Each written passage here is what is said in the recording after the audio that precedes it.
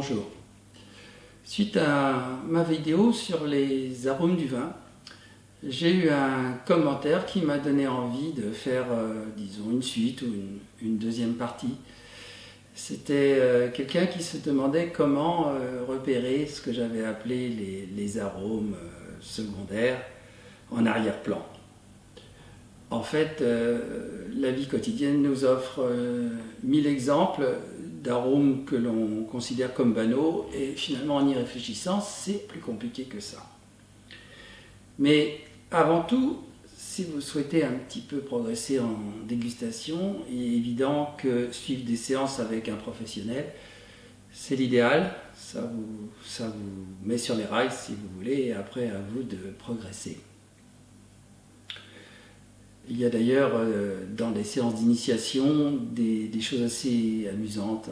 On présente par exemple une série de verres où apparemment c'est de l'eau et en fait on y a ajouté quelque chose. Et le dégustateur vous demande par exemple à partir de quel verre vous sentez quelque chose et éventuellement quoi. Et en fait, suivant les gens, ils vont dire ah c'est le verre numéro 3 ou le verre numéro 4, et peu importe. Et ensuite, on va donc demander à quoi ça les fait penser. En général, on ne trouve pas. Et c'est tout simplement un tout petit peu d'alcool qui a été rajouté. Pourquoi cette expérience? C'est pour voir ce qu'apporte l'alcool au vin, tout en l'isolant du reste. Et pour revenir donc aux exercices que l'on peut faire dans la vie quotidienne, eh bien, il y a beaucoup d'exemples. On peut prendre par exemple la mangue, qui est un fruit quand même relativement courant chez nous, pour peu qu'elle soit de bonne qualité. Donc vous avez déjà des arômes immédiats qui font un peu penser à l'orange, et aussi par derrière des arômes cirés, de cire, des arômes boisés qui sont assez nets. Pour parler de fleurs assez communes, les roses.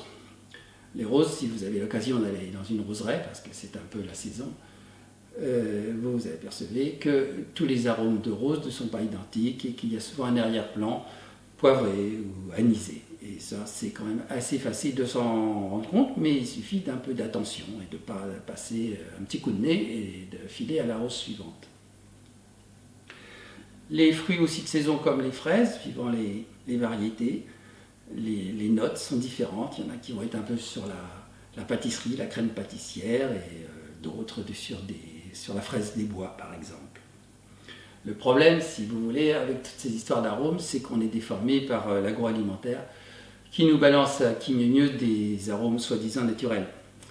C'est d'ailleurs inscrit sur la composition, mais il faut comprendre arômes naturels reconstitués, c'est-à-dire que les industriels utilisent certaines molécules économiques, ça c'est un critère fondamental, qui évoque immédiatement le fruit ou autre chose, mais qui caricature complètement l'odeur originale. Il y a un autre exemple aussi dans la vie quotidienne, c'est le thé de qualité. Alors là, évidemment, c'est aussi synonyme un peu de dépense, parce que les thés de haut niveau, c'est un peu comme les grands vins, il faut les payer. Alors, il y a des thés qui sont quand même très intéressants en termes olfactifs, c'est ce qu'on appelle les oolongs ou les thés semi-fermentés, puisqu'en gros, le thé, il y a 3 sortes. Les thés verts, qui ne sont finalement que des feuilles desséchées, comme une tisane. Les thés semi-fermentés et les thés fermentés, les thés noirs, qui sont courants en Europe. Les thés semi-fermentés, c'est une spécialité de Taïwan, ex-Formose, des thés qui ont besoin d'altitude et d'humidité. Et suivant le degré de fermentation, vous avez une panoplie olfactive assez étonnante. Les thés très fermentés vont faire penser à la châtaigne, et puis progressivement, vous allez aller vers des thés moins fermentés. Vous allez passer par des stades d'arômes qui font un peu penser aux fruits exotiques, et d'autres qui sont peu fermentés sur les fleurs blanches. C'est franchement assez étonnant et très net si on y fait un peu attention. Pour ce qui est aussi des expériences à faire, eh bien, il y a tous les jardins botaniques, il y en a très nombreux en France. Et quelle que soit votre région, vous avez certainement des possibilités.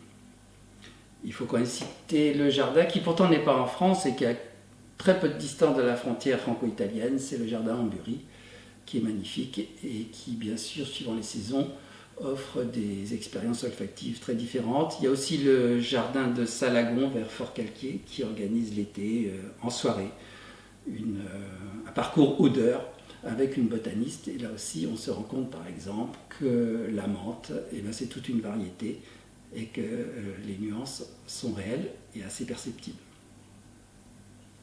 Et puis, en termes de loisirs, il y a une chose aussi toute bête, c'est les randonnées dans des campagnes, étant entendu que des espaces comme les parcs régionaux sont souvent beaucoup plus riches en fleurs odorantes. En revanche, en altitude, c'est plus un spectacle pour les yeux que pour le nez.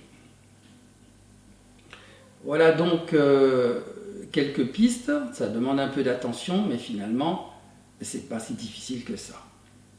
Et puis, dans le cadre des séances de dégustation de vin, il est très intéressant de goûter des choses extrêmement différentes qui frappent les sens, si on peut dire. Par exemple, un Sauterne, un Gewürztraminer sont des vins qui parlent tout de suite à l'odorat, même si on n'est pas très entraîné.